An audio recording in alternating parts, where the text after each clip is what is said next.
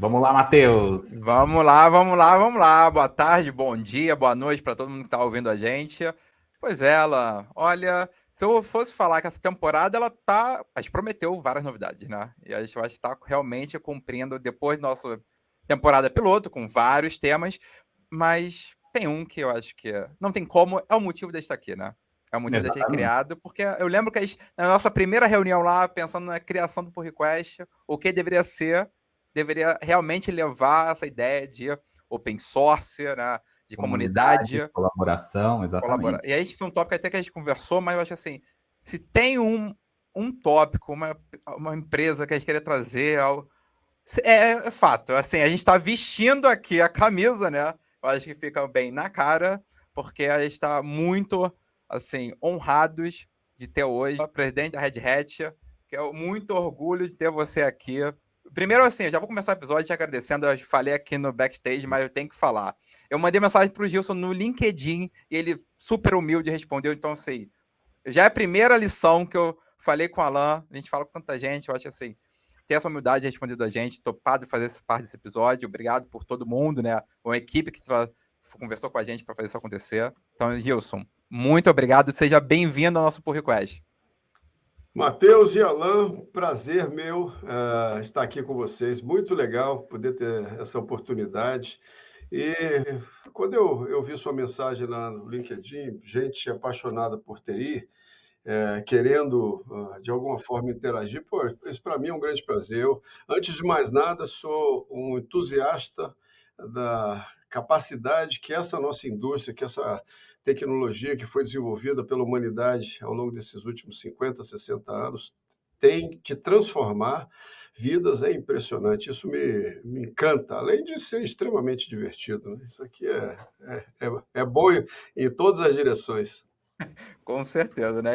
Eu falando, né, eu lembro que quando eu entrei na área, minha primeira aula de técnico de informática, o coordenador na época falou assim: a partir de hoje você não para de estudar, né? E ele estava certo, eu achei que ele estava mentindo, mas ele estava certo, porque é isso, né? A nossa área é isso. E você, eu vejo esse brilho no teu olhar. E eu queria te perguntar assim: como é que mantém esse brilho, esse entusiasmo, né? Com tanto tempo de carreira, assim, mantendo uma posição até super respeitado como presidente, assim, você passa uma mensagem de realmente, assim, um fã igual a gente, cada um de nós que tá aqui ouvindo ou está trabalhando na área tem. Então, assim, como é que mantém essa paixão, sabe, pela área, tanto tempo de carreira? Me fala aí. Qual o É, segredo? Me conta, por favor. eu acho que é meio que um casamento de características pessoais com o que a indústria traz mesmo de concepções, possibilidades, poder e por aí afora. Eu fui técnico em eletrônica, e na época que, de fato, estávamos começando. Não vou falar muito de datas, não, porque Não revela precisa. coisa aqui. Mas eu programei em cartões, perfurado, então, bem lá atrás. E depois do curso de eletrônica, eu comecei a entender o que era o mundo digital. E foi muito fácil. Eu entendia de circuitos digitais, entender como é que um computador operava. E Uhum. aí eu fiz programação, Assembler, foi minha primeira linguagem bem básica mesmo. Fui programador de Irado. Assembler, depois fui programador de outras linguagens e me apaixonei pelo tal do MAMPS e programava bastante. Eu fui programador por muitos anos. E eu ficava muito surpreso de receber salários. Pô, eu estou tendo um prazer enorme, ainda estão me pagando para fazer isso aqui, que legal. Sempre achei programação lazer remunerado. É um negócio espetacular. Você fazer um programa isso que eu disse, é muito divertido. Você fazer um programa, fazer uma máquina operar à base de um comando lógico que sai da sua cabeça e você projeta ali e a máquina te responde. Isso é espetacular. Talvez venha daí a raiz da paixão. É verificar que com uma lógica humana você consegue fazer um processo que, no final, pode transformar a sociedade, transformar vidas, como a gente tem visto aí aplicado em medicina, aplicado no conforto humano, na agilidade, nas automações que a gente está vendo por aí, e tornando a experiência humana muito mais aceitável em múltiplas áreas, né? Então, isso é absolutamente apaixonante. Com o mesmo princípio. Você pensa numa coisa logicamente, qual é o problema que você vai precisar, codifica aquilo, e a danada da máquina faz a coisa acontecer, você faz uma porta abrir, você faz uma comunicação chegar do outro lado binária, de forma binária, uma imagem aparecer, como a gente está fazendo aqui. Isso é sensacional, isso é espetacular. Essa é a paixão. Só fazendo um gancho, então. Lógico, programar é uma delícia e tal, a gente está aqui, mas aí a gente vai progredindo na carreira e vai se afastando, né? Então você vai virando líder, daí você vira arquiteto, daí você vai programando menos, depois você vai para o caminho executivo igual você foi. Como que foi essa trajetória? Hoje em dia você ainda se arrisca ainda em algum código ou você transferiu totalmente essa paixão para os negócios agora, para as estratégias? Ótima pergunta e obrigado por fazê-la. Eu vim de desenvolvimento de aplicações. Eu desenvolvi aplicações em governo, trabalhei no CNPq, no SERPRO, e aí eu fiquei meio ansioso para fazer alguma coisa que me ampliasse os horizontes, aí eu fui para um fabricante brasileiro. Na época tinha reserva de mercado, não tinha muitas opções, eu fui para um Labo, eu passei 6 anos lá, e aí eu fui suporte, fui desenvolvedor também, fiz um monte de coisa ao mesmo tempo. E quando eu entrei na empresa, eu conheci vendedor de TI. Eu disse, opa, tem um negócio aqui chamado vendedor de TI que eu não tinha ainda me relacionado com essa função. E a primeira frase que eu falei depois que eu conheci, eu jamais vou ser vendedor de TI. Eu lembro dessa frase. Eu disse assim, isso aqui vai ser minha última carreira. Aí você vai vendo progressivamente que algumas funções das organizações te permitem ser mais impactante no processo de transformar, de usar a tecnologia para transformar. E eu comecei a ver, poxa, o meu cara, eu era pré-venda também, cheguei a ser pré-venda, o cara de vendas, ele foi comigo numa viagem e a gente foi falar sobre tecnologia e eles colocaram a nossa tecnologia e automatizou e melhorou e transformou um hospital, transformou uma empresa de energia. Eu disse, pô, esse poder é muito grande, esse negócio aqui é muito legal, se você consegue discutir num nível acima. E eu disse, pô, bacana, não é simplesmente vender tecnologia. A venda em si, a transação e a remuneração comercial é basicamente uma consequência de um bom diálogo. E eu disse, opa, eu quero ter esse diálogo aqui de influenciar, de dizer o seguinte, não, você está indo por um caminho que talvez não seja o melhor. Que tal esse aqui? E olha isso aqui que pode ser bacana. E talvez um diferencial que eu trago para mim, eu recomendo a todos, é honestidade intelectual. Quando você vem para a área de vendas dizendo o seguinte, eu quero ganhar dinheiro, eu não sei se vai ser, de fato, um caminho de grande sucesso. Em TI, talvez outras profissões aí pode até ser, mas em TI, eu acho que você tem que dizer o seguinte, como é que eu uso esse negócio para fazer coisas interessantes para as empresas, para as pessoas? Isso leva à sequência. Tanto é que eu lembro de 2 experiências que fizeram com que eu tivesse, de fato, depois sucesso comercial, foi chegar num prospect e o cara me disse, olha, eu estou precisando disso, disso, daquilo. Eu olhei e disse assim, eu não tenho nada disso, mas essa empresa aqui, está aqui o endereço, ela tem o que você está precisando hoje. Vai lá, conversa com eles, que eles têm isso aí, vai te resolver o problema. Muito obrigado, se você precisar de mim, você me chama. Esse indivíduo me comprou tudo que eu ofereci na vida, que a gente tinha um bom diálogo honesto. Porque eu estava interessado não em dizer o seguinte, eu quero vender, eu preciso vender, eu quero que o cara use tecnologia da informação para transformar. E resolver o problema dele, né? Resolver o problema dele. E este princípio de perceber que TI tem essa capacidade, e a gente apaixonado por TI, pode fazer uma conversa nesse nível, é sensacional. Isso é daí que vem o meu prazer. Venda em si, a conclusão de um negócio, ele é muito prazeroso. É jogar uma partida de futebol e ter um bom resultado. Isso é legal. Mas o melhor é jogar o raio do jogo.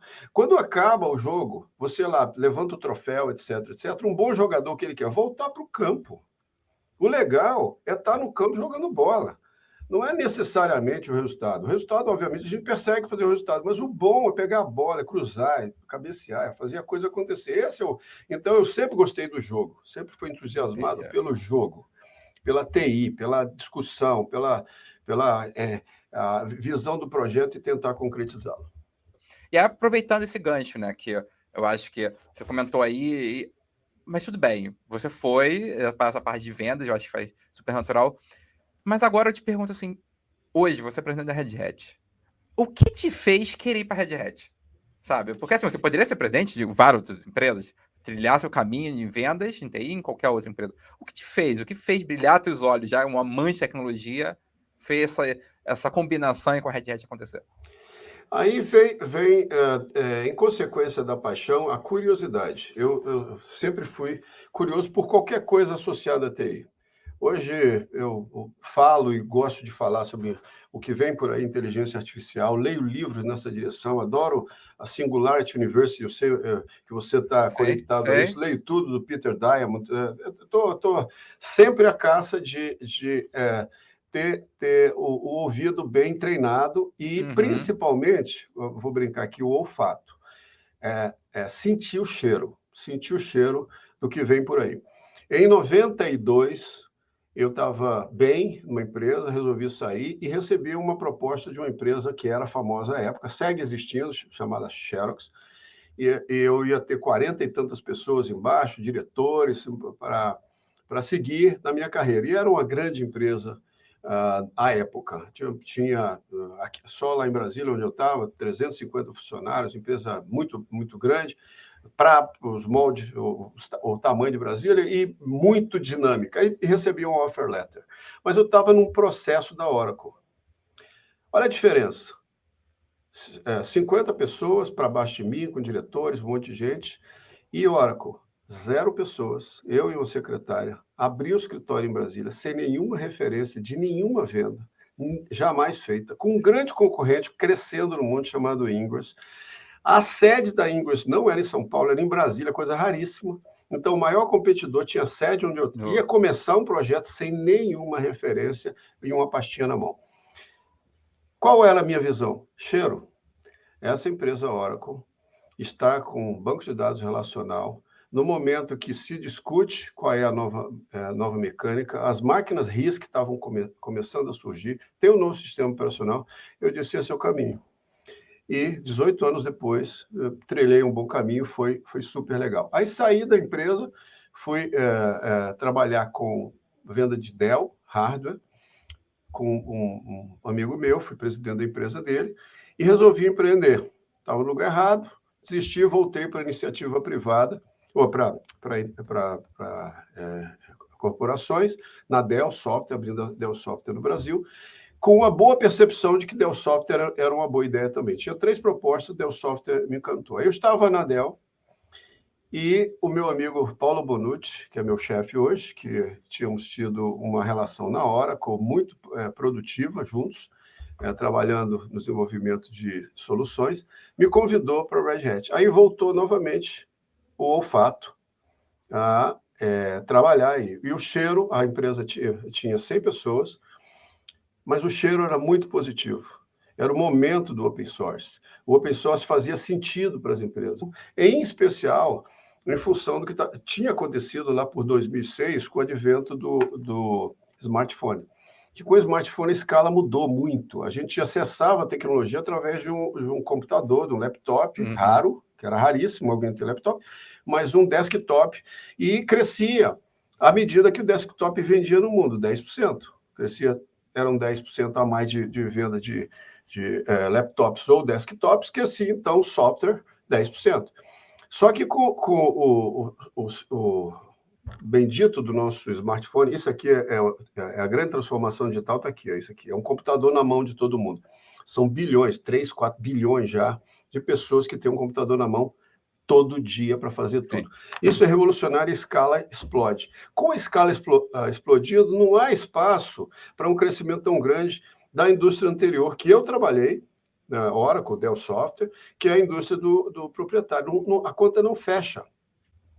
Não é uma questão de qualidade, melhor, pior, num primeiro momento.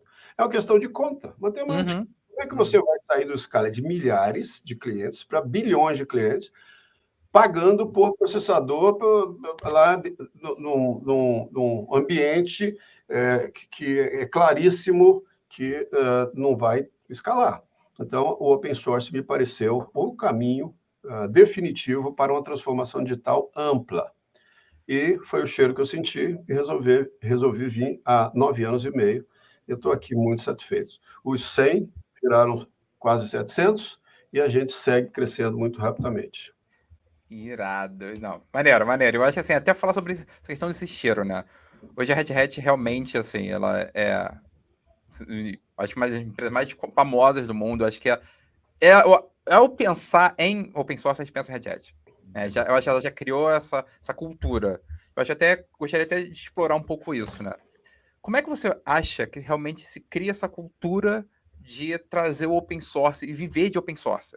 Porque, inclusive, nosso primeiro episódio aqui foi sobre... A gente usou uma sátira, né? Que era quem quer ser milionário com open source, né? Porque o pessoal achava, né? E aí a gente descobriu, assim, que você consegue... Tem empresas que mantêm os projetos open source, eles pagam, porque, assim, é super necessário. Várias empresas dependem disso.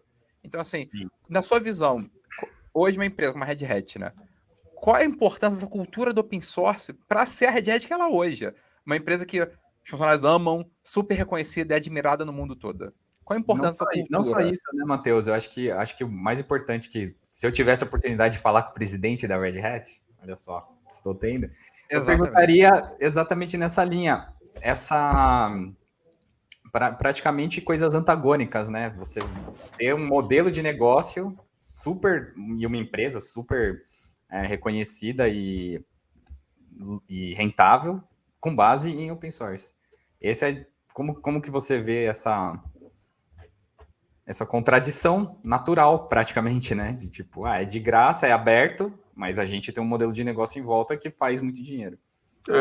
Olha só, vou tentar reduzir ao máximo uma resposta que, para mim, ela é bem longa e bem, eu diria, interessante e motivadora para outras indústrias.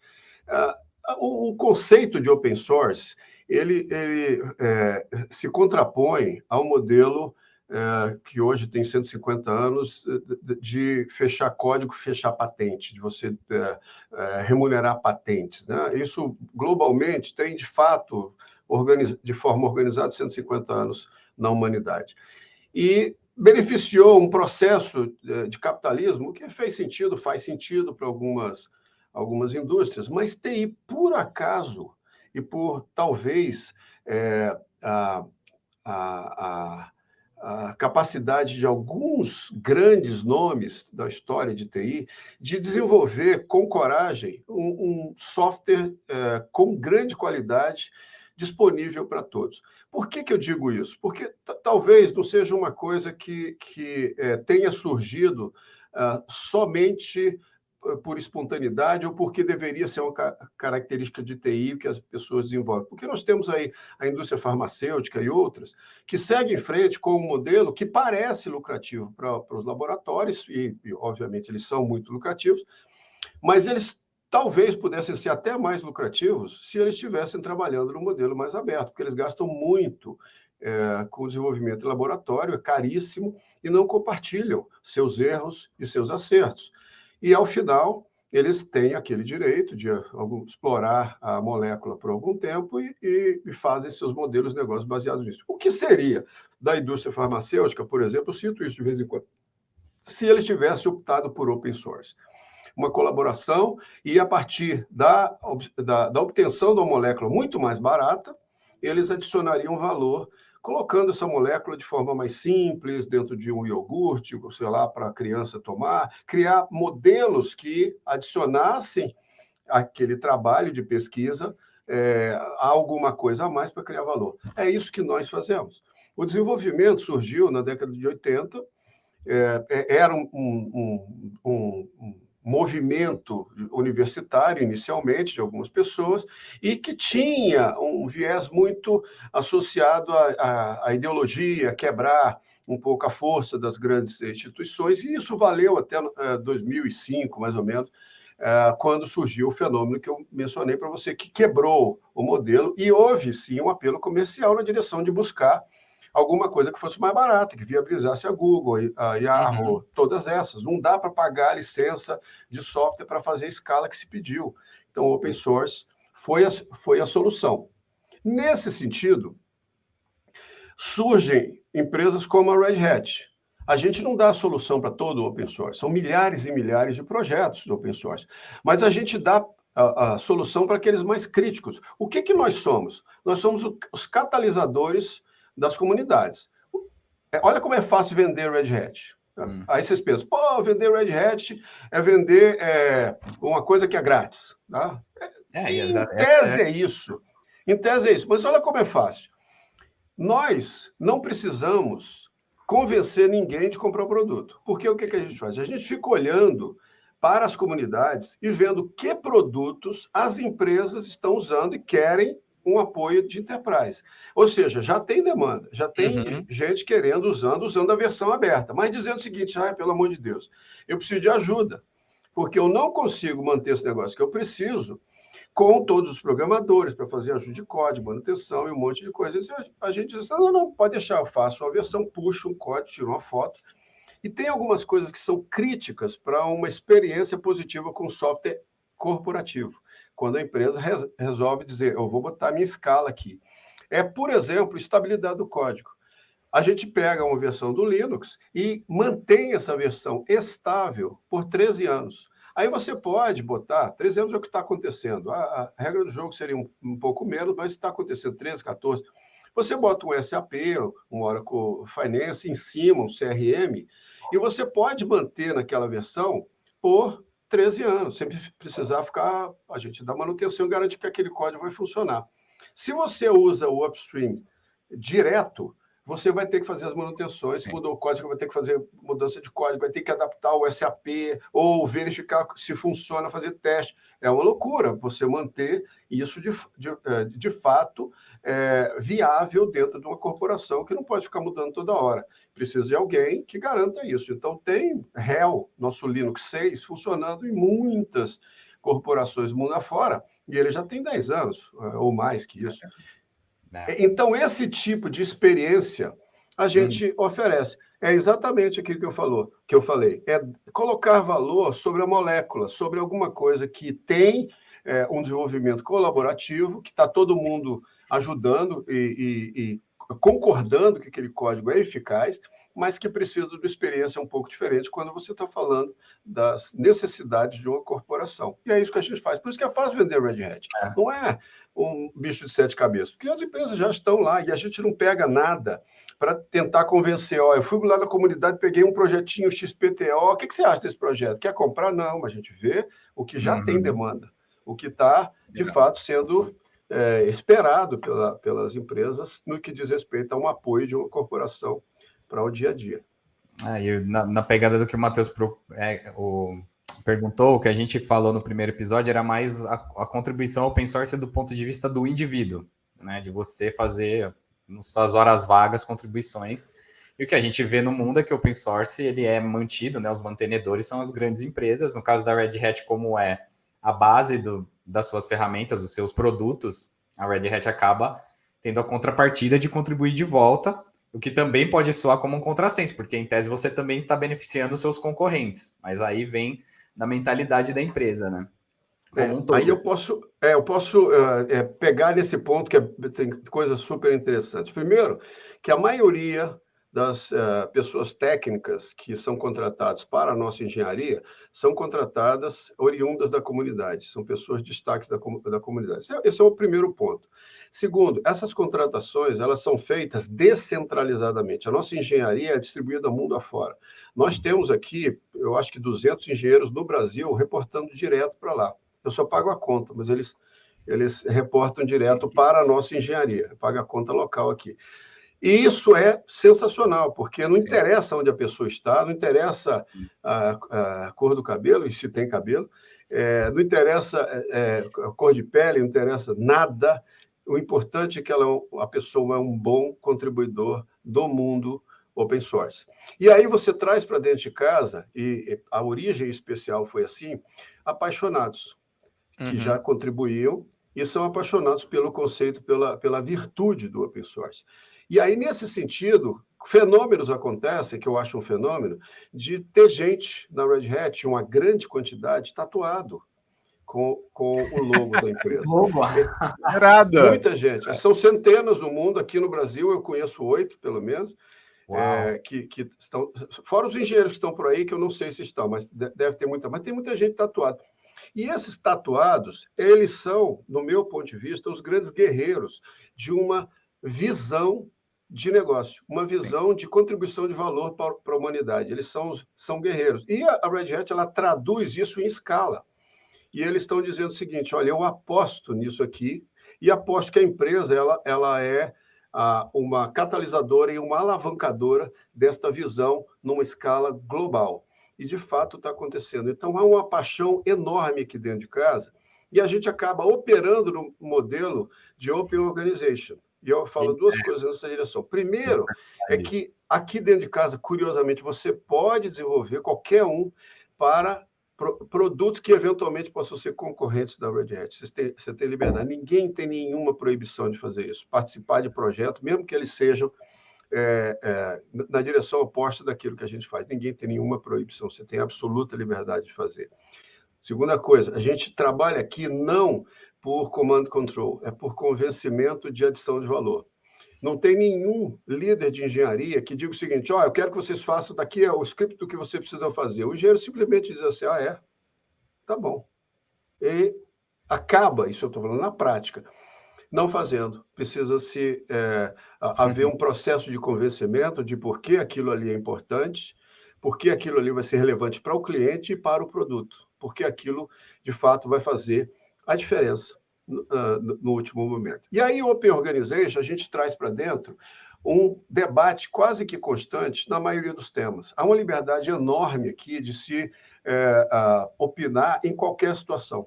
Às vezes até exageram, às vezes até passam do ponto de xingar. Aconteceu. Isso a gente evita, porque não é o que se espera, mas a liberdade é dada. Eu lembro que é uma coisa extraordinária. Nunca tinha visto nada parecido em nenhuma empresa. As pessoas têm liberdade de opinar o que quiserem. Obviamente, se a gente percebe que uma pessoa passa do ponto com relação a respeito, coisa dessa natureza, a gente precisa conversar com a pessoa para que ela não passe do ponto. Mas ideias, absolutamente à vontade. Agora, curioso, Open Organization, é diferente. A gente senta com todo mundo para pegar as informações de baixo para cima, dos lados, em todas as direções, para ouvir o que todo mundo pensa, porque a visão é que o conhecimento do negócio, do cliente, dos produtos, das demandas, está em toda parte. Isso tem que ser concentrado em um ambiente que a gente possa discutir abertamente, mas isso não significa uma gestão democrática. É aí que está o pulo do gato. Não, então nós vamos fazer o que a maioria acha. Não. Nós vamos ouvir, dar liberdade de ouvir a todos, mas tem que ter alguém que é accountable, né? que é responsável, que tem que ter, de alguma forma, a responsabilidade de fazer as entregas necessárias para o cliente, que diga sim ou não e tome a decisão. Mas volte e explique por que tomou a decisão. Mesmo que ela não seja a decisão da maioria. Não importa. O que importa é que todos tenham a oportunidade de falar, mas a decisão segue sendo uma decisão que precisa ser orientada por todos os parâmetros que a companhia segue. Mas é lindo trabalhar no Open Organization. Legal. Foi a primeira... O livro, eu não sou muito de ler livros, mas quando o Jim Whitehurst veio ser presidente da IBM, né, ele tem esse livro, The Open Organization, depois eu coloco a referência, eu li ele de cabo a rabo em 2 dias, da história dele, e vendo você falando, é exatamente a execução de tudo que está descrito lá no livro, tipo, a vivência, assim, a experiência. Então, é muito interessante mesmo esse aspecto. E, Alan, olha, acontece no dia a dia, Alan.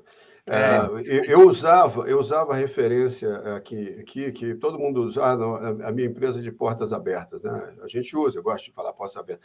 Aí me fizeram um upgrade, eu estava numa conversa para uma outra percepção, que eu diria que é a Red Hat. Nós não temos portas, é diferente, não tem nem como fechar o raio da porta.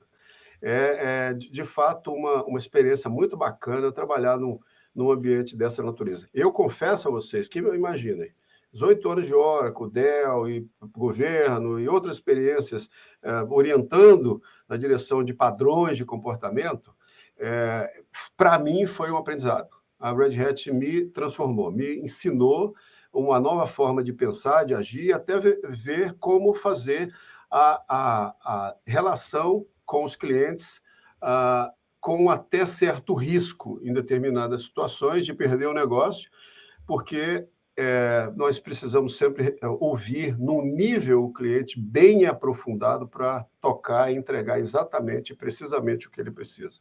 Não tem aqui, estou quase 10 anos, devolução, software em prateleira, software que foi vendido que o cliente diz, pô, vocês vieram aqui me venderam, agora como é que está? 10 anos, eu não vi nada disso. E isso está aqui, vocês vão publicar isso aqui. A qualquer cliente, se algum cliente disser, Gil, se está errado, me chama, me liga, que eu quero ir conversar e descobrir o que aconteceu que não te atendeu. Porque eu não tenho isso na minha história aqui de Red Hat. Você me respondeu. É isso, eu acho que você descreveu a cultura, sabe? E até, assim, para mim é fácil imaginar porque as pessoas se tatuam, e a gente até pensa, né? Porque, assim, os próprios funcionários falam tão bem da Red Hat, os clientes, a comunidade em si. Eu acho que é uma empresa, diria, das mais respeitadas, né? Pelo menos no nosso ramo de tecnologia, que é super difícil, a gente sabe. Então, assim, eu acho que manter por tanto tempo uma integridade, eu acho assim, o respeito da comunidade é sensacional. E até porque vocês valorizam a própria comunidade, né? Então, se você olhar, você fala assim, você pega da comunidade de engenheiros, você dá uma contribuição, você volta para a comunidade, você sempre não esquece de onde vem, né? Eu acho que isso é o mais importante. Então, assim, eu acho que quando a gente fala sobre open source, né, eu acho que está todo mundo, óbvio, agora mais forte. A gente passou aí um período um pouco mais turbulento da pandemia, que as empresas começaram a se questionar, né? Como é que trabalha remoto? Como é que faz comunicação? O melhor jeito de se trabalhar, quando a resposta já existia há anos. Realmente olhar como modelo open source já funciona, comunicação assíncrona, essa coisa toda, de realmente, igual você falou, visar o valor para o cliente. Então, acho assim, e aí nesse movimento de olhar para fora, como é que o open source funciona, hoje está muito em alta a questão de inner source, que é justamente, igual a gente já pegou, né, sobre a questão da cultura, como traz para dentro das empresas esse conceito de open source. Então, eu queria saber da fonte de você, né? Então, eu sempre quis perguntar, porque a gente fala muito sobre, já se questionou sobre inner source. Como você vê essa questão assim? A gente olha para fora, vê o open source acontecendo, né? Ouve você falando e assim, fica com inveja e quer implementar isso, seja em qualquer empresa, sabe? Porque para mim faz todo sentido. Então, assim, quais dicas que você, igual esse tempo de Red Hat, pode passar para quem está ouvindo a gente para implementar isso nas próprias empresas, sabe? Na própria comunidade? Porque assim, a gente fala talvez empresa, mas tantas pessoas gerem comunidades, que hoje está muito em alta, né? Community Manager, essa coisa toda. Então, assim, qual é o segredo, talvez, para implementar? Ou tudo bem, entendi, gosto de open source e tal. Como é que eu implemento essas práticas no meu dia a dia? Por onde começar? Tirar as portas, talvez? Não sei, talvez isso.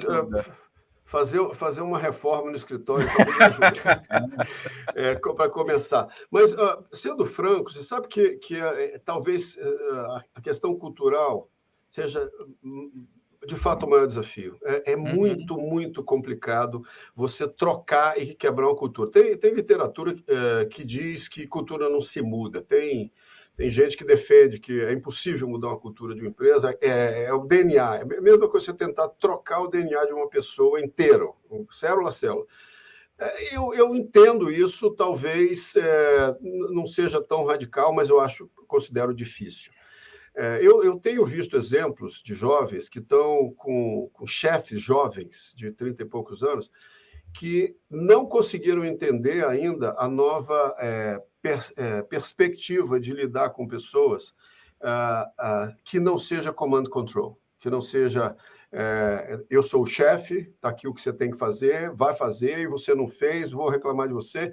Jovens, e eu fico surpreso, porque é necessário haver uma percepção de que todos os contribuidores têm grande valor e têm grande conhecimento. A soma desse conhecimento é que vai fazer a diferença.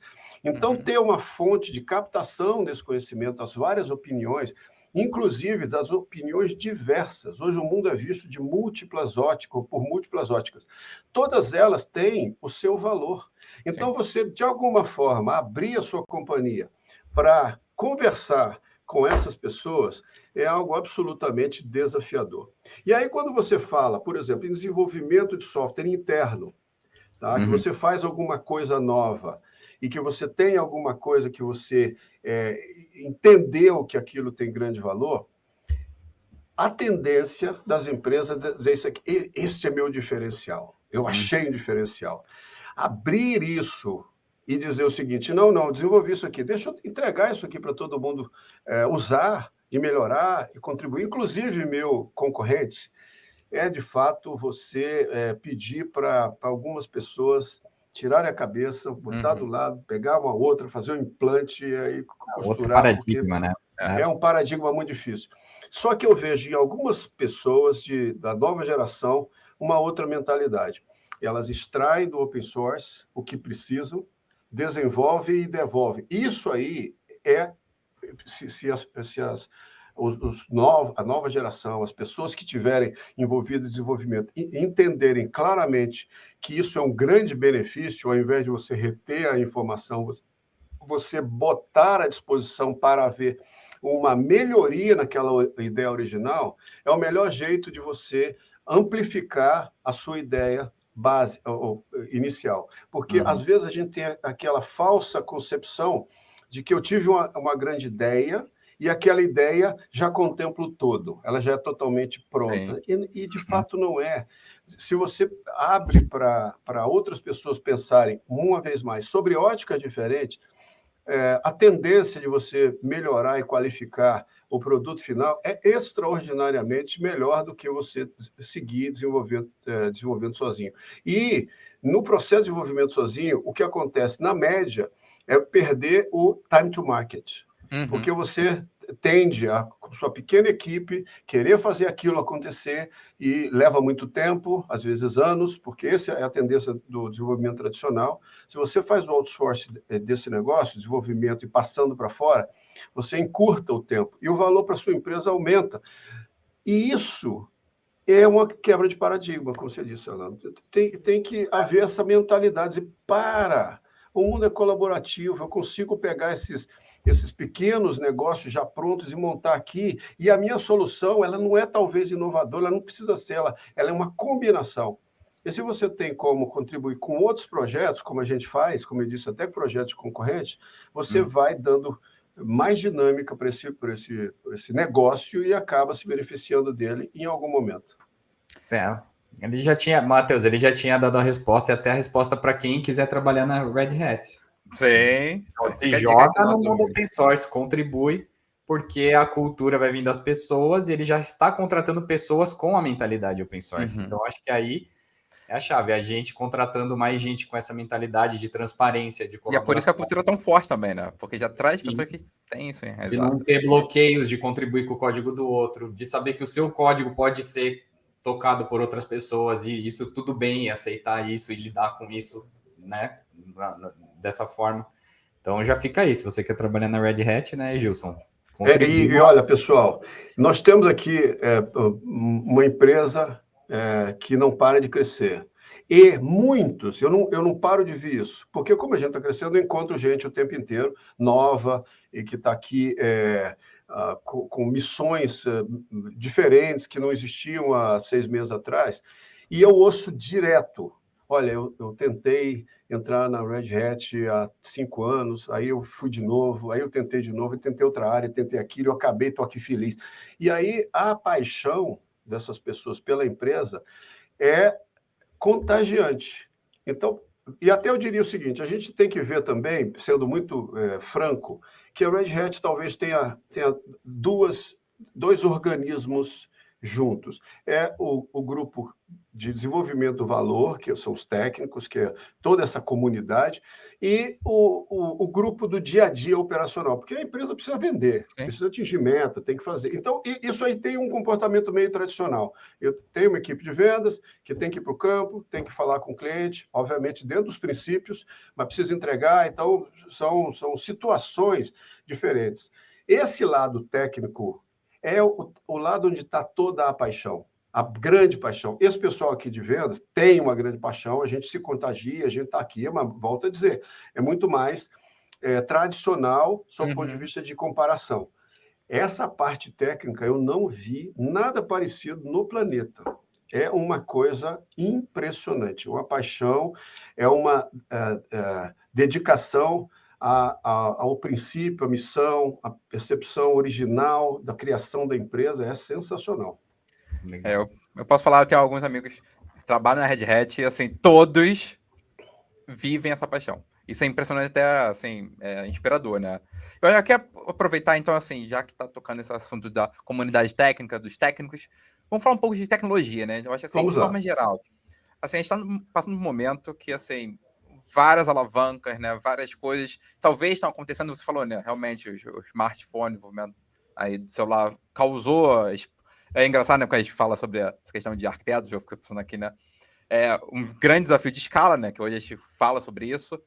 Mas eu acho que, assim, hoje, a gente fala sobre muitas coisas, né? Então, a gente tem 5G, sabe? Teve metaverso, a gente tá aí com o ChatGPT bombando, aí essa discussão, né, sobre... Tava pronto aqui a legenda lá.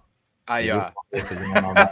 Nem combinou, aí. Como não falar disso? Seria como se a gente fizesse gravasse na época do Google, não falar do Google. A gente tem que falar aí no que a gente viu de outras podcasts ou palestras sua, você fala muito da transformação digital, essa questão de quebra de paradigma. Será que a gente está vivendo agora, então, uma quebra de paradigma de novo? Como que você vê isso?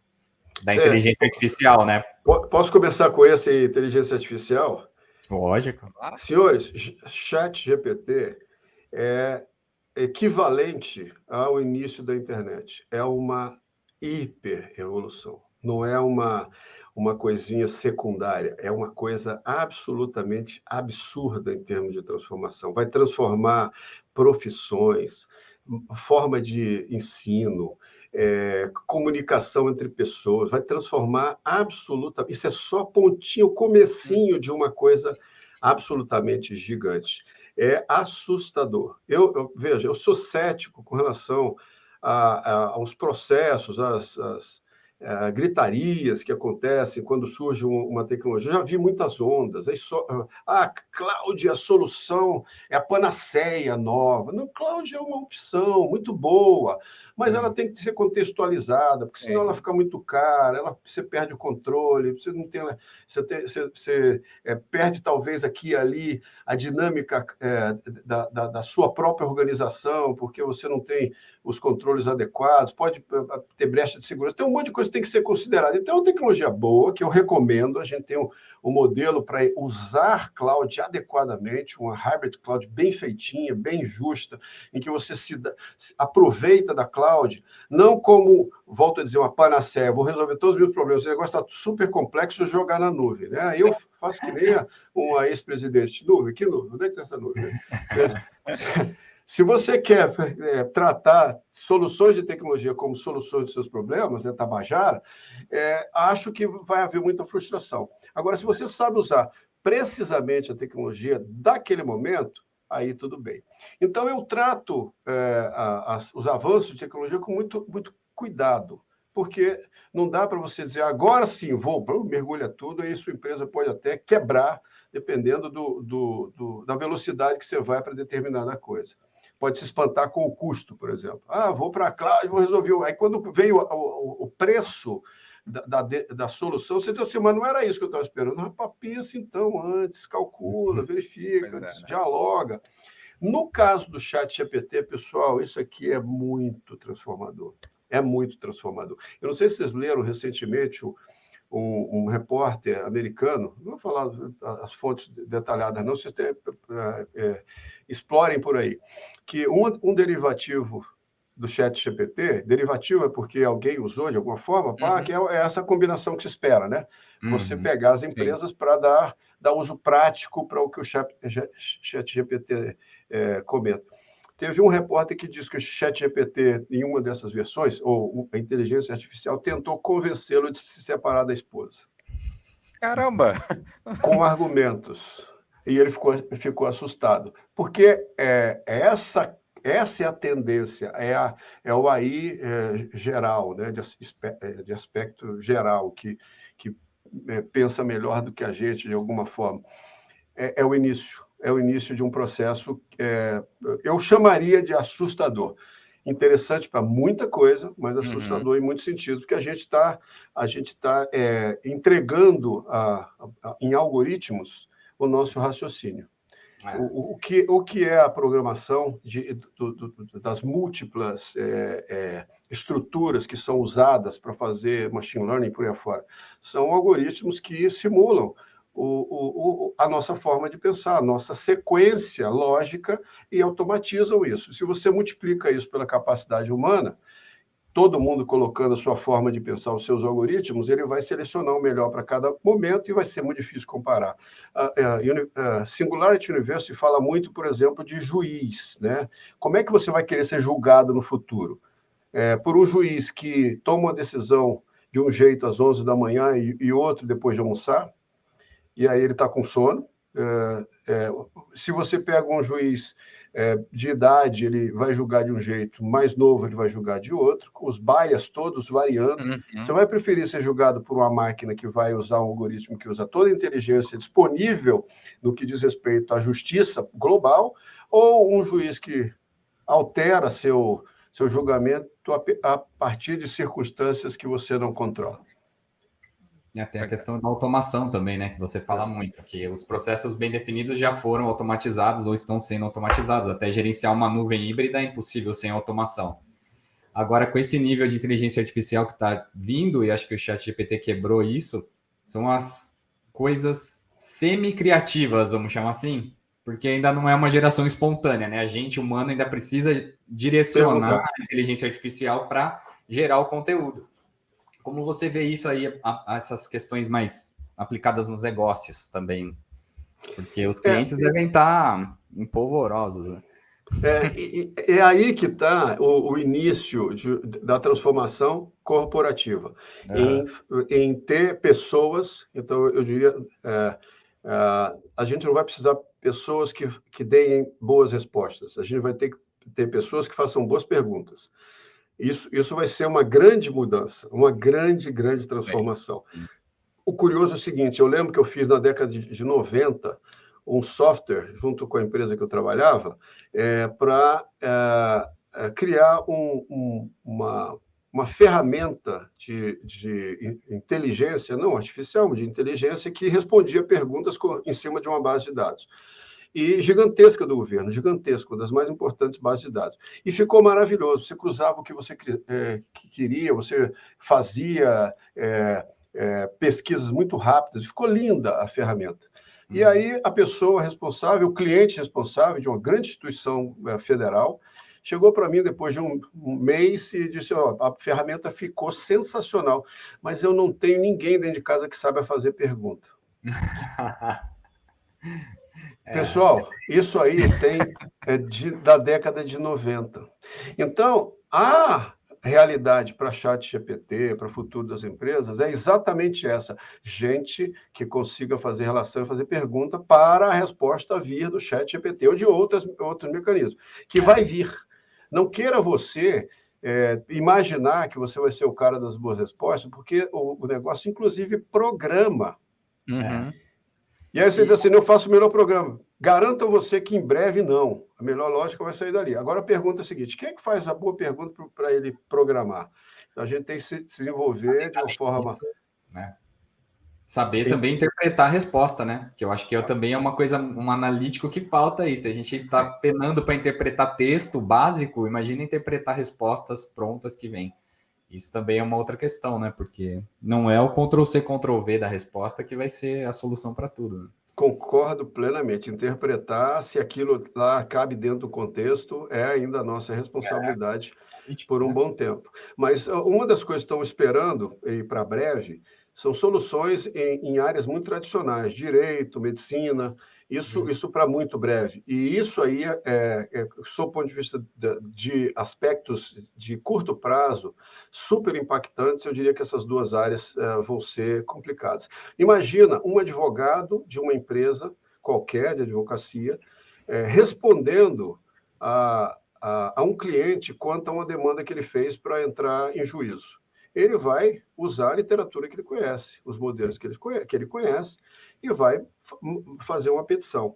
Como é que ele compete com uma máquina que conhece toda a legislação, que conhece todos os livros de direito jamais escritos, que estão lá dentro, foram alimentados, que vai poder ver por múltiplos aspectos, desde que você coloque assim, a cliente com problema com o vizinho, que é voz alta, papapá.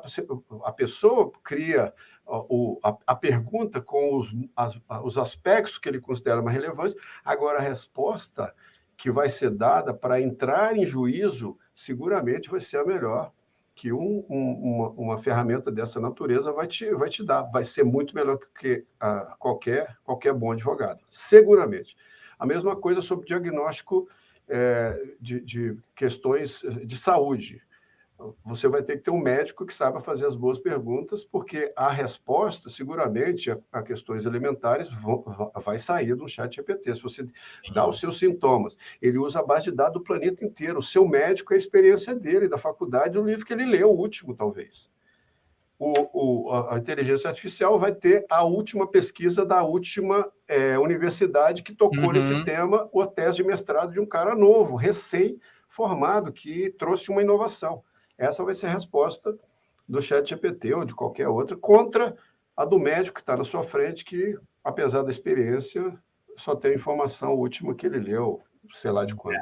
Mas, por outro lado, tem uma questão também que eu já ouvi você falando e que se aplica ao caso de carros autônomos, juízes, médicos, que é a questão da responsabilidade. No fim, nós, os especialistas, sempre alguém vai ter que carimbar e assinar lá, independente se foi um assessor que redigiu uma sentença, ou se foi um estagiário, ou se foi um chat GPT, alguém vai ter que assinar a sentença, que vai ser o responsável por ela, né? Então, acho que também tem o uso como uma ferramenta, os profissionais mais preparados e adaptados para usar essas ferramentas vão sair na frente.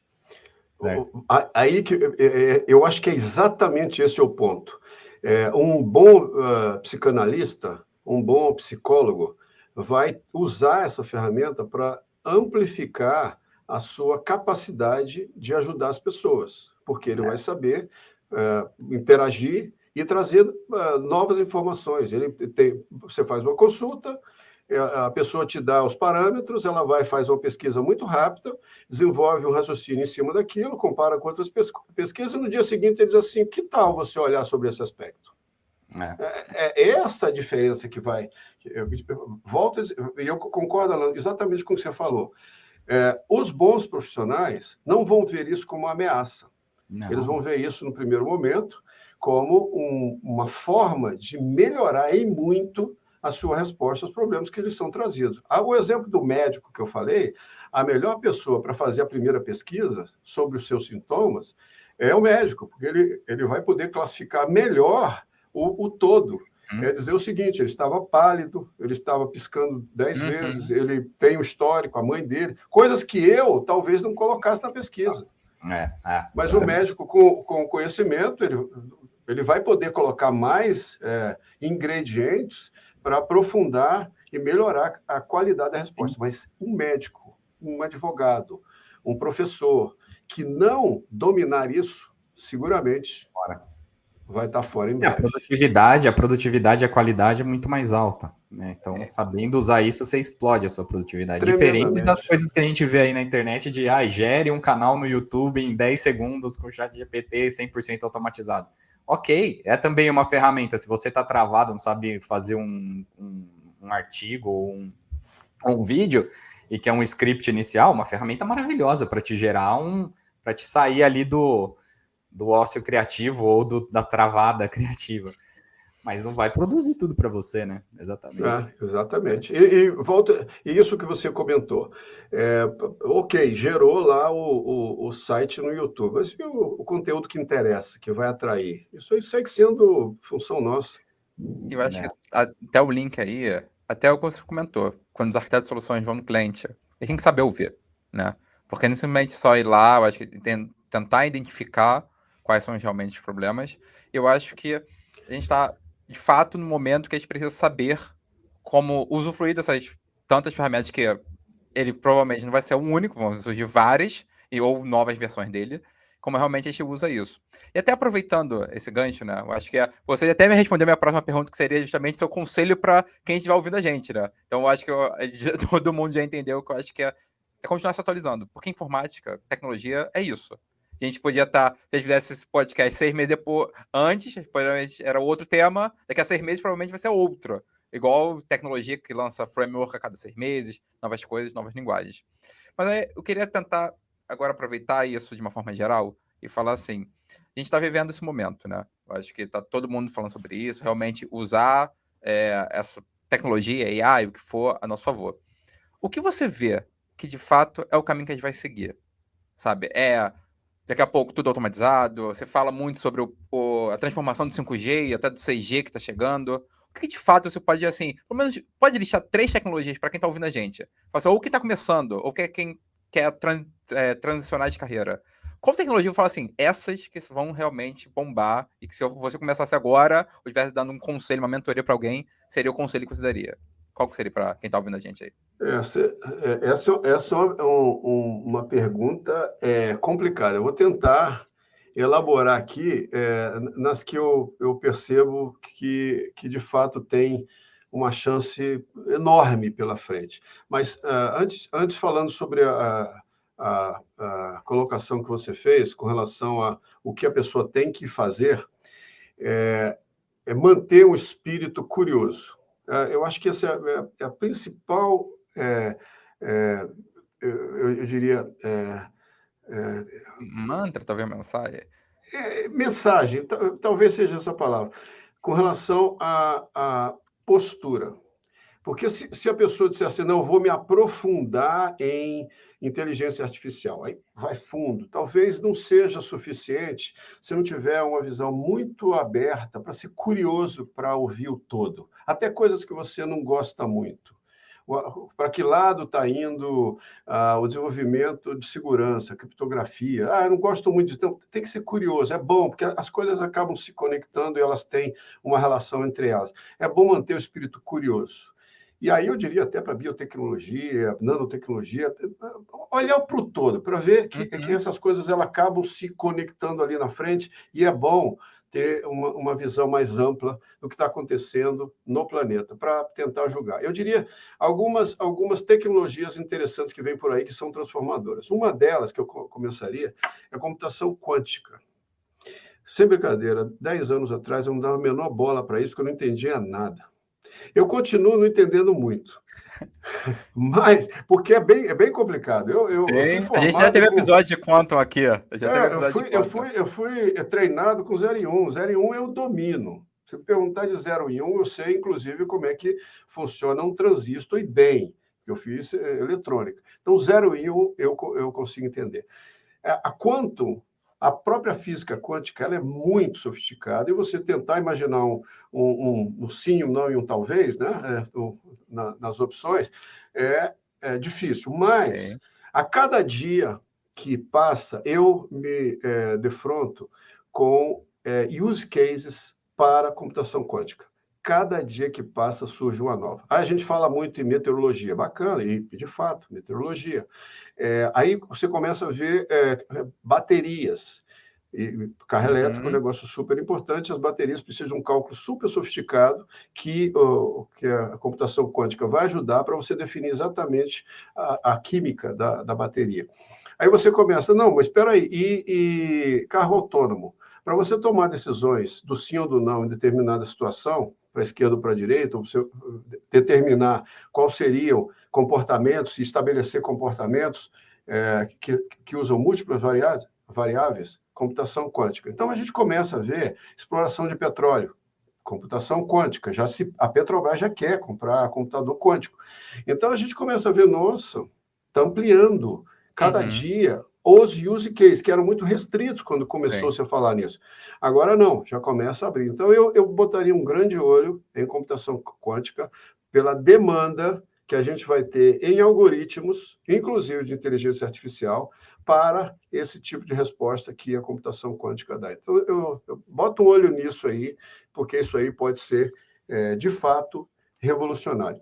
Uma coisa que, para um profissional que deve ampliar muito, inclusive pela computação quântica, é a questão de segurança de dados.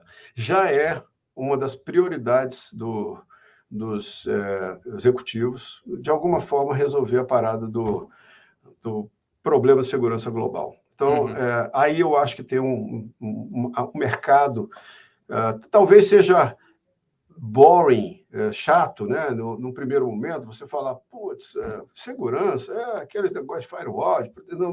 Não é isso. É o espectro Sim. geral da segurança, que é muito amplo e eu acho que vai garantir emprego para muita gente por muito tempo. Segurança cibernética. Esses dois são super importantes. E, por último, eu diria automação. Mas não automação de TI somente, como a gente faz. A Red Hat tem uma automação de TI que eu diria, se alguma empresa quiser resolver sua parada, usa o Ansible. Produtaço maravilhoso. Tem a versão de graça, a gente tem a versão suportada, mas a gente resolve problemas de grandes bancos e funciona maravilhosamente bem e é open source, ou seja, não precisa ir muito longe. Vai atrás do Ansible, que a resposta está por ali, ela é super corporativa. Mas não é disso que eu estou falando só. Eu estou falando da seguinte automação. Eu costumo fazer essa brincadeira, vou fazer de novo. Quem já me ouviu, vai ouvir de novo. Você vai estar em casa, sentadinho, e aí é uma mistura de automação com inteligência artificial, mas principalmente conceito de automação por trás. E às 7 da noite chega a pizza, ou a lasanha bolonhesa com cobertura de queijo. Aí a pessoa diz assim, chegou a lasanha. Eu disse assim, mas que lasanha? Aquela que você queria, que estava com fome. Exatamente. Hoje é sexta-feira, está chovendo. Você costuma ficar a cada 15 dias em casa. Você pede essa lasanha. O vinho você comprou no supermercado, que é o vinho que você come com lasanha. Chegou a lasanha, você quer ou não quer? Você não ligou o fogão. Já tá aí. Com 7 horas, o fogão da sua casa não está ligado. É exatamente isso. Esse nível de automação que vai interferir nas nossas decisões e é uma conexão do que a gente já vê hoje com a Alexa. Eu não posso falar muito alto dela aqui, não, senão ela vai perguntar o que eu quero. Verdade. E outros, né? Com o avanço, imagina o ChatGPT conectada com o Alexa e aprendendo o seu hábito. O que acontece? As empresas que estão agora, por isso que eu disse que é o início da revolução, se conectando à OpenAI, né? Eles estão pegando o engine, que é só uma versão que vem a próxima aí, e começando a colocar aplicações em cima. Imagina uma aplicação que eu começo a armazenar os hábitos do Gilson. A hora que eu acordo, a hora que eu assisto televisão, e ele está aqui no meu dia a dia. E isso acentuado por essa nova máquina, essa nova engine. A minha interação com o assistente vai ser cada vez mais profunda e mais íntima, porque ela vai começar a saber hábito, gosto, que eu falo, e eu começo a interagir e perguntar para ela, que filme que você acha que eu assisto hoje? Você assistiu tal filme? Saiu um novo. Gostaria muito. Não, e aí vai começar a interagir. E aí aquelas histórias que a gente ouve de você ter um assistente que começa a ter interação com você, passa a ser uma realidade. E a partir, curiosamente, não tinha há 6 meses. Tem com a ChatGPT agora. É possível você desenvolver um negócio nessa direção. É assustador. Então, esta automação, essa conexão, e esta automação desta máquina se conectando com toda a sociedade, toda a sua realidade, é peculiarmente promissora, e eu acho que aí tem um espaço para desenvolver aplicativos, desenvolver novos negócios, conexões que sejam favoráveis para a gente, eu acho super importante. Agora, para o ser humano, eu recomendo 2 coisas. Primeiro, vai fundo na tecnologia. Se você não for fundo, profundamente fundo, você vai ter problemas lá na frente de sobrevivência. Então, é inevitável, inevitável. Agora, sempre que você puder, pare num local, fique observando durante horas e horas e horas, sem ansiedade, o caminho de uma formiga pela floresta, com maior tranquilidade. Seja capaz de ter compartimentada a sua existência. Uma muito dedicada à tecnologia, porque é divisor de águas para o planeta, e é uma outra em que você consegue ser absolutamente humano e desconectado. Sem isso, a psique humana não aguenta. Aí vai ser o reinado dos psicólogos daqui para frente. Realmente, foi essa eu não esperava. Gilson, vou ter o último pedido, assim, a gente tinha falado, eu ia te perguntar a origem do chapéu da Red Hat, do nome, mas assim, eu vou fazer o seguinte, eu vou mudar, porque a gente não tem roteiro aqui, então assim, eu vou mudar aqui no ao vivo. Vou deixar de curiosidade essa aí, mas eu queria puxar um quadro que a gente tem aqui. Porque você falou da tua origem lá de programador. E a gente tem um quadro aqui chamado Que Commit é esse, Matheus? Então, assim, E agora? então eu queria te perguntar E assim, agora? tem alguma história, aquela história legal, alguma história que você estava lá programando e deu tudo errado, que você pode compartilhar com a gente? Sabe, às vezes fez um deletou o banco, dropou o banco, alguma coisa do tipo, compartilhar? Tem duas. Primeiro, Vídeo cacetada. tem duas. Opa. A primeira foi uma vez que eu trote de estagiário. Eu estava lá na minha máquina fazendo uma coisa, aí veio um cara por trás assim, ó, faz para mim, dá um delete no tal e tal. Aí eu delete tal e tal, enter. Aí ele disse, tá, obrigado. Aí ele voltou 2 minutos depois, assim, você deletou? Eu disse, você me pediu para deletar, mas não era esse arquivo, era o outro. Não, mas você falou esse. Não falou, não. Você deletou a base de dados de funcionários da empresa. Meu Deus. Aí eu disse, ai, meu Deus, tá, socorro, meu Deus. Aí me levaram para o gerente disse assim, como é que você faz um negócio desse? Aí me levaram para o diretor, me sentaram na frente do diretor. Aí eu, desesperado, suado, desamparado, aí ele disse, não, esse é trote de estagiário. Eu já teria infartado. Essa foi eu. E a segunda, eu fiz um programa, na época existiam impressoras que imprimiam, aquelas grandes impressoras, que imprimiam, inclusive, num papel super caro, que tinha três vias com carbonadas. 3 vias, era caríssimo. E eu vi a gente imprimindo grandes relatórios de carbonados e dizia assim, mano, que desperdício, que coisa absurda alguém fazer um negócio desse. Aí um dia eu cheguei lá de manhã e tinha um operador estava dizendo, nossa, mas não para esse programa. 6 caixas de papel carbonado já tinham sido consumidas no programa. Eu disse assim, olha que absurdo. Aí me chamaram lá na sala, esse teu programa aí não vai acabar, não? O meu programa, no final, ao invés de mandar para o fim, mandar para o começo. Ele entrou em loop e rodou 6 caixas de papel caríssimos. Caraca. E no final, o relatório era desse tamanhozinho assim.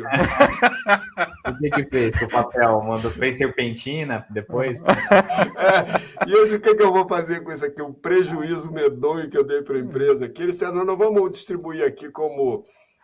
rascunho para todo mundo aqui, vai passar 3 anos de rascunho para todo mundo. É impressionante, sempre tem uma história, às vezes, com uma interação com o Wild da vida, né? Impressionante. Olha, Gilson, de verdade, muito obrigado. Se eu pudesse, eu ficava aqui o dia todo, porque, assim, está sendo uma aula de negócios, de carreira, sabe, de tecnologia, de futuro. Eu acho assim, e é engraçado porque, para mim, você transparece essa humildade, sabe? Eu realmente, eu tô me sentindo assim, quase uma conversa de bar aqui, sabe? Com 2 amigos e eles conversando sobre o que é HR de tecnologia. Então, assim, gostaria de me mandar assim, quer deixar uma mensagem final para quem tá ouvindo a gente, sabe? Sobre tanto carreira, você, futuro, Red Hat. O que você gostaria de deixar mensagem para quem tá nos ouvindo, sabe? Uma mensagem impactante. Você quer deixar aí no nosso final do episódio? Primeiro que TI é uma delícia, pessoal. TI, de fato, é uma delícia. Então, vai fundo. E se alguém que está nos ouvindo aqui, ouvindo vocês, o podcast de vocês, não entrou em TI, dá uma checadinha, porque a área está precisando de muita gente e volto a dizer, uma delícia para quem tem a cabeça organizada nessa direção. E o futuro vai depender de cada um de nós, de como a gente... enfrenta os desafios humanos, que a tecnologia ela é transformadora, ela pode, de fato, resolver a maioria dos problemas, se bem utilizada, mas a gente não pode se perder nela. Então, muito cuidado com a sua sanidade, para que a tecnologia não faça o que um mero WhatsApp, uma tecnologia de texto, tem feito com algumas crianças e adolescentes, que têm tirado do convívio familiar para o convívio com uma telinha, exclusivamente para passar umas imagenzinhas e um texto que é absolutamente sem valor. Imagina quando vier o metaverso, vier outras coisas muito mais profundas aí, para que lado vai a psique humana. Então, cuide-se e tente ser humano. Olha, não tem como fechar o episódio melhor do que isso, né? Olha, Gilson, muito obrigado, de verdade, por tudo, pela mesmo. Parceria. Olha, acho que assim, a gente vai ficar talvez uma parte 2, hein? Porque o assunto a gente poderia ficar aqui a tarde toda. Eu ficaria. Eu posso pegar minha cerveja já? Então, vamos começar, hein? Vamos começar. Gente, muito obrigado. Eu tenho certeza que pra gente estar super empolgado de realizar esse sonho, eu posso falar que é um sonho estar aqui com você, com vocês aqui, porque assim, desde que a gente começou esse projeto, era sobre levar um papo bom, descontraído, conteúdo de qualidade para quem está nos ouvindo, sabe? Porque essa é a ideia, né? A gente aprende, a gente compartilha, dá esse feedback, esse retorno é tão importante, porque a nossa área vive de compartilhamento, né? Acho que sempre, desde que a gente vive em eventos, né? Vai em eventos, palestras, aquela coisa toda, a gente repara que, assim, é essa troca que faz a área crescer. E a gente tem que realmente entender que isso que é o nosso futuro. Tendo a base, o futuro realmente nos aguarde. Então, Gilson, muito obrigado, tá? Fica aqui no abraço, tem nossos contatos, vamos pensar em mais parcerias mais para frente aí. Matheus e Alain, muito obrigado. Prazer estar aqui Obrigado. com vocês, delícia de conversa. Muito obrigado, Gilson. Ótimo. E então, Alain, vamos ver, porque realmente a temporada está pegando fogo, né? Vamos ver quem será nossos próximos convidados, mas de fato eu posso admitir que foi um sonho. Então, assim, já estou realizado. Hoje eu posso dormir, botar minha cabeça no travesseiro e dormir feliz, porque realmente foi o episódio. Então, gente, muito obrigado. Obrigado. Comentem, curtem aí, falem a sua opinião, porque a gente realmente quer isso. Compartilhar a coisa boa, um papo bom com vocês. Então, nos vemos no próximo, Alain? Até o próximo. Então, valeu, gente. Tchau, Abraço, tchau. tchau.